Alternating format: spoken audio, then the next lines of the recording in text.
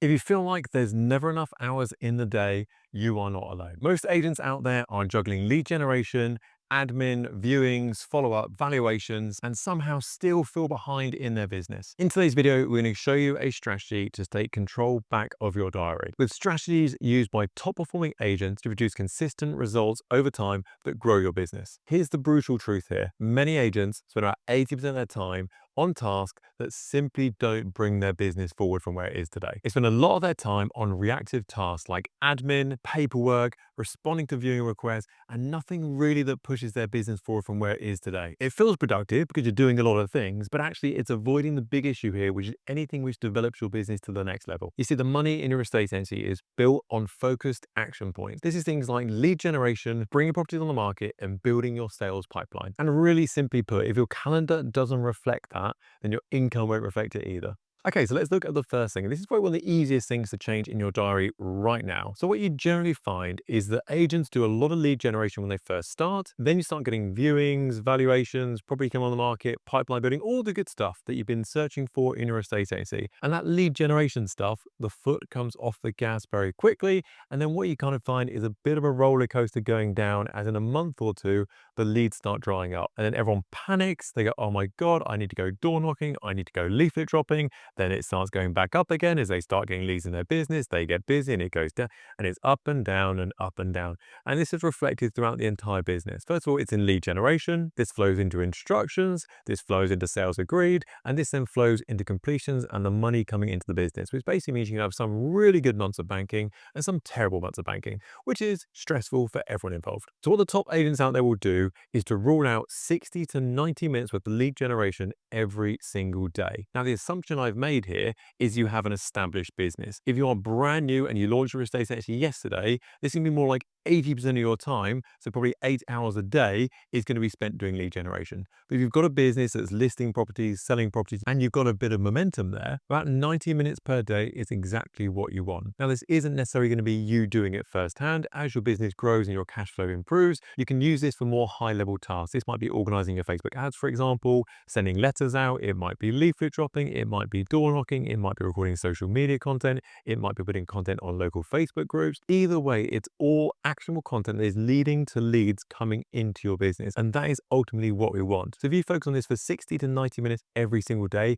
and it's in your diary and it's specific about what you're doing in that time, then your challenge just becomes following this diary structure every single day. And by the time you get to the end of the week, you'll have had all those 90 minutes add up over time. And that's going to put you in a really good position by the end of that week with regard to lead generation and the marketing that's gone out of your business. So studies show that you lose a huge amount of productivity by switching tasks. This is where bulking your tasks together is going to be your absolute best friend. Now, I know it can be slightly boring, and you're talking to a guy who's recorded 45 YouTube shorts today, and this is my third YouTube video today. So trust me, I get it. Recording in batch can be a little bit painful, but it is the most efficient way of getting that production in your business. This could be admin time. This could be viewings on a viewing day, for example, like an open day in your business. It could be recording content in batch, for example, recording podcasts in batch, whatever it may be. You want to get one job and stick to it and pump it out as much as you possibly can do, and then move on to the next task when it's done. So for example, you might say, okay, I'm doing press releases in 2026. Great. Okay, well, let's get a lot of these typed out and scheduled in to send out to local editors. We can book up the next 6 months to 12 months just by sitting in front of our computer for a few hours, getting all the articles for the year written,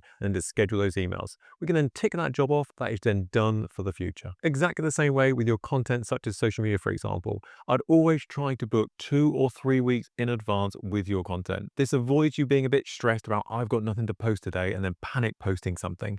So have at least a couple of weeks in advance. Now, if you have a property where it comes on the market today and you want to do I just listed a property, or I've just sold a property, I've just completed a property, I just got a 5-star review, great, you can slot that into your schedule and move everything else down one. So therefore, always got new content coming on every single day, whether that's something you recorded over the last couple of days or whether it's something you recorded 3 weeks ago. No matter what the subject is, batch producing is going to be your best friend. whether it's viewings, even if it's valuations, get them all tightly tucked into your diary. So from 4 o'clock onwards, you've just got valuation, valuation, valuation. That is a lot more efficient than going in the office, out the office, in the office, out the office. You just waste so much time in traveling. So therefore, whenever you can do, batch everything together. And the next step is looking at tools that can help you in your estate agency.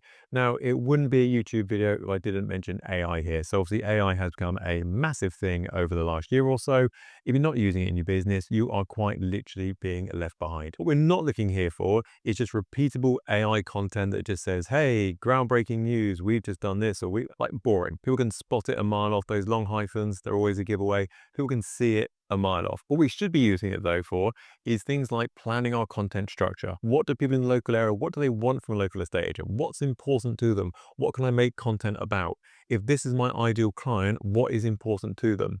We can then talk to that exact avatar we are looking for by using that tool. We can also use things like scheduling software, for example, to make our life so much easier. So instead of going forward on each of the platforms and posting one by one, we can just go into one central scheduling software and just put it in there, and it just schedules across the board from there. And finally is using your CRM system. Now, CRM systems are amazing, and generally they can do thousands and thousands of things with your information you put in there. But most agents will use it as a place to put names and phone numbers and property addresses, and that's about it. Now, I'm not expecting you to learn the other 999 things it does, but you should have a good idea about the most valuable 10%. This can be things like matching properties in your database. It could be matching out emails, for example. It could be having an email newsletter, all things that are only a few clicks away if only you knew how to do it. And to link back into our earlier comment, you can add AI to do this and ask AI exactly how to be more productive with your CRM system. You're paying for it every single month, so it's crazy not to make the most of it. Okay, so this next one is the hardest one to do, and it is saying no. So as an agent, when you first launch, your default answer is always yes. You check their pulse, make sure they've got a doorbell, and you go, yes, you're my ideal client. But as time passes, you need to be more and more selective about who you work with, and more importantly, who you don't work with. You see, not every valuation is a good bit of business for your estate agency. And you need to become an expert in spotting the warning signs for people who actually want to sell versus the ones that don't want to sell. The ones that are going to be a massive time drain for you, for the ones that are going to be a really good cheerleader for your business. And what you'll find is actually over time is your default answer will be no. It will be no unless. And that unless is unless you agree with my fee for selling your property, unless you agree with my pricing for your property, unless we agree that we're on the right sort of page with regard to personalities that we fit in together all okay. I get it, and I understand that when you first launch, you want instructions to come on the market yourself. So yes, it's going to be a default answer. But over time, you want to move away from that pretty much as quick as you possibly can do into being, if you don't align with who I am as a business, if you're not my ideal client in my ideal area, then chances are I'm not the ideal agent for you. People will respect you more for that. And in the long term, you'll find it's a bigger win for your business. So don't be a yes agent.